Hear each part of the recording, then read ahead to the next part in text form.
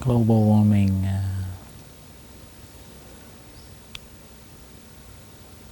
is a modern symptom of a kind of a warming of people's affliction, their craving, their greed, their inability to handle their suffering. So they run and they consume. So there's a crisis in our modern times. Maybe in the last 200-300 years we thought that the material comforts, the material progress, agriculture and more production, and that would bring us progress and innovation and more conveniences, more time, more happiness, more freedom. That it left behind a very important aspect, the spiritual progress. So we ran towards a more materialistic way of looking at the world, dividing it and seeing that it's just material things, stuff for us to consume, and we forgot the spirit, what we were doing to the earth. So in a way we saw the earth, the environment, the trees, the rocks, the minerals, the air, as just things for us to use and to take advantage of. So our ignorance that all those things, those elements, the minerals, the plants, the environment, the ocean, the air, is us. We became very human-centric. We saw animals not as living beings, but just meat for us to consume. So we produce more, and the whole meat industry is seen not as a kind of it's just material, the cows, the pigs, the chickens, the many species that we consume, just material. So in a way when we harm something like that, we are harming ourselves.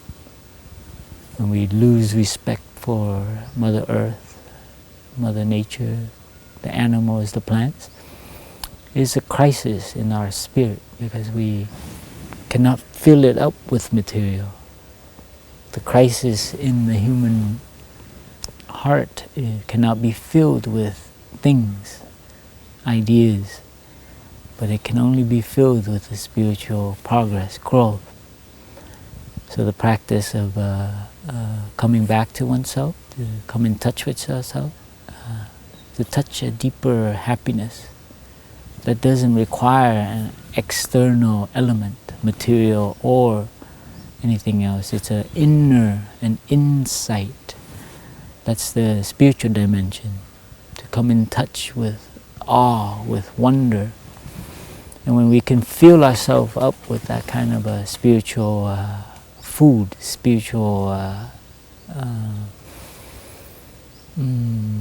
energy, then the fulfillment is more true, more real, more healthy, more less damaging to ourselves and to others. We learn to live in moderation. We learn to, because we don't need much. When we feel fulfilled, we don't need to buy more or consume more or eat more and so on. So the global warming, what's happening with the climate, it's just, if you look at the history of temperature, history of development, progress, the growth of industries, agriculture, it goes very much, very, very interrelated. And I think the root cause, if you were to name it, is a kind of spiritual crisis. And what we are seeing with the earth, this kind of trying to rebalance, is also a spiritual crisis. Mother Earth is suffering. And in the next maybe 50, 100 years, we will feel the earth adjusting, and to see that that is just Mother Earth trying to take care of itself, to trying to rebalance. And some of us humans will suffer. Some civilizations, some parts of the world will suffer. And this is the reality of what we've done as a human species. So this is, but there is some adjustment we can do. Nothing is determined.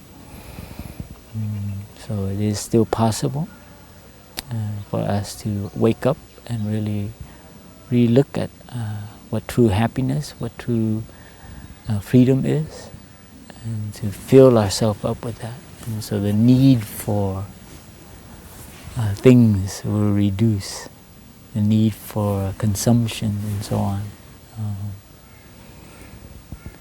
And I think the moderation will naturally come. The overpopulation, the overdevelopment is because of inability to fill up the emptiness in ourselves, in our culture. So this is so our work is to bring that awakening in people, to see that there's another way.